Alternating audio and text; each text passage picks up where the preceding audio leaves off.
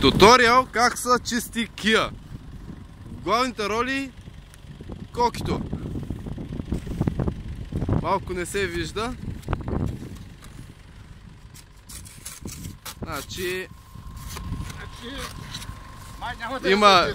има лед, има сняг, има и мяк. Що бе, почти си готов. Оставяха ти около 2 кубика. Да.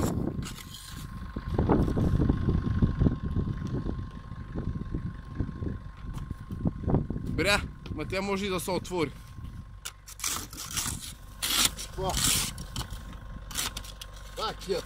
Това е куче. Това не е кола, това е куче. Това да говори. Дей ми там, ня там, не. Скри са малко и ти. Да. Започна да се открива нещо като врата. Може би. Бря.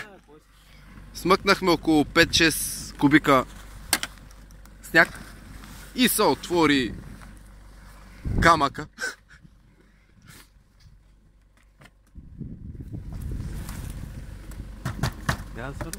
Туп. Сега, ако и запали... Винаги си купувайте стелки тип легенчи. Да. Много са удобни. Ама не могат да ти спасят кожата. Като затънеш. Мил. Май си другите отгоре. Отдолу. Горе. Багажника. В такъв случай винаги... Сега всичко свети. И тя запали. Да, добре. Ето е Kia. Пусни склеят поне на... Абе имаш... Какво осветление? Какви фенери? О, аз съм имал и фенерче. Я пусни. Я гледай какво стана тук. Ден. Няма страшно коки. А? Да, я гледай какво стана. Останаха ти още 5-6 кубика сняг. Да.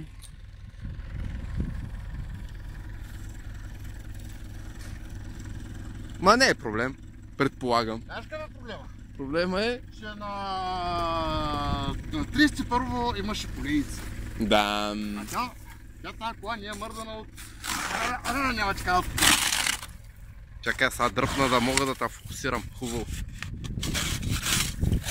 Гледай.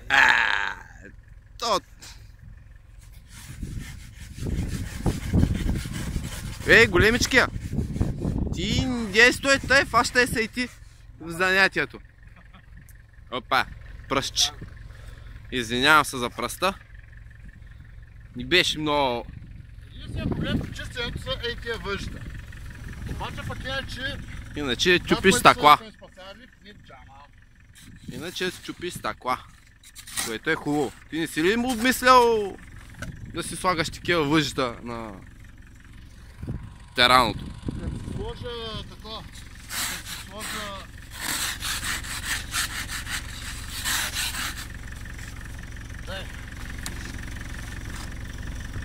Ролбара? Не. Като мотора... Значи, който не вярва, ето я. Запали Kia 2.2 дизел от първия път. Там на чистото поне да очисти. Чакай само, че няма спомен. Как беше, задната ли?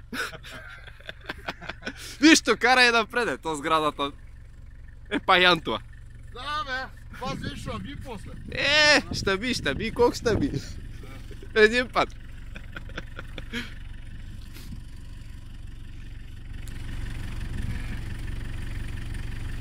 Сега да видим в...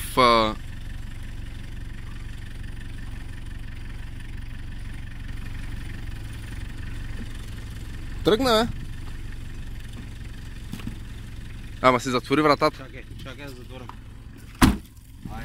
Гледайте какво става сега. Гледайте. Няма сняг, няма мяк. Кията пере.